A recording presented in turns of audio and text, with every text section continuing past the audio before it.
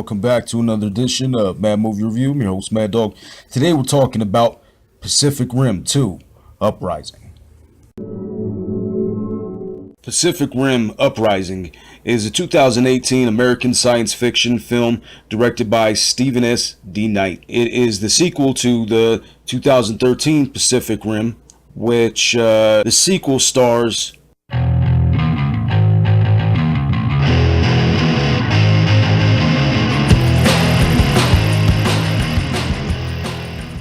It's set in the year 2030.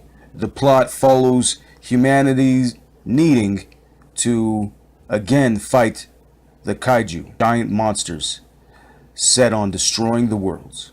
The principal photography began in November 2016 in Australia. The film was released in the United States on March 23rd, 2018 by Universal Pictures. And 2D, Real D, and what I watched was the RPX. Oh my god, it was so freaking awesome in that. Now to the plot. 10 years after the Battle of the Breach, former Jaeger pilot Jake Pentecost, son of kaiju war hero Stacker Pentecost, makes a living by stealing some Jaeger parts to the black market. While trying to steal parts to disable Jaeger power cores, he is arrested by the Pan-Pacific Defense Corp. His adoptive sister and PPDC's General Security Mako gives Jake a choice between prison and returning back to the PPDC as an instructor. Upon arriving to the Hong Kong Shattered Dome, Jake trains Jaeger program recruits with his estranged former co-pilot Nathan Lambert.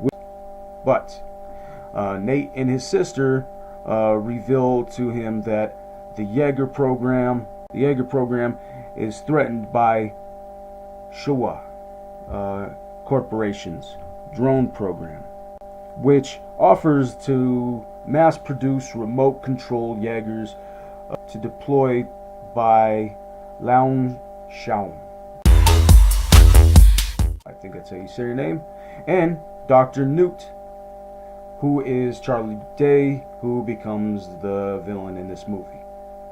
Mako was due to deliver the final assignment to determine the authorization of the drones at a PPDC's council meeting in Sydney, Australia, but is killed by a rogue Jaeger, which is piloted by a brain of one of the creatures, which is fucking crazy, right? Before she can report it.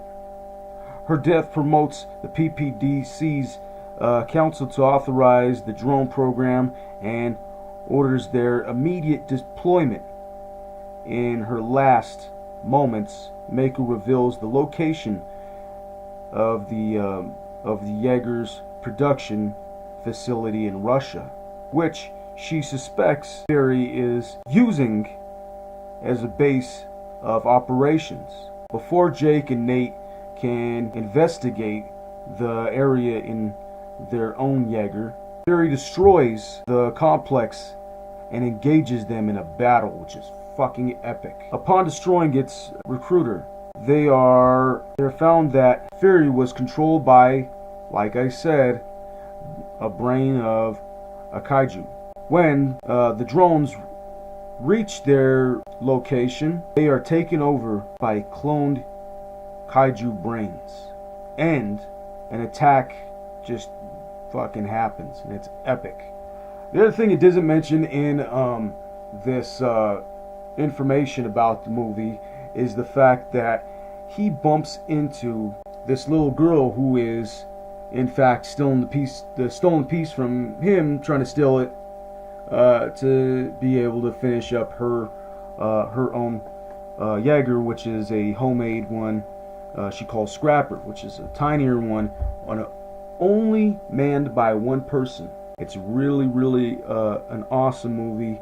Of course, Charlie Day gets apprehended because his mind is all fucking warped and taken over by the kaiju, and threatens to be a sequel of this sequel, which is going to be awesome if they do decide to do it.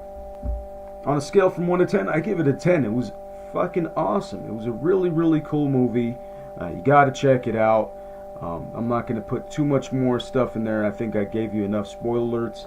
Check it out yourself. It's in theaters right now. Like this video, subscribe to my page. Peace.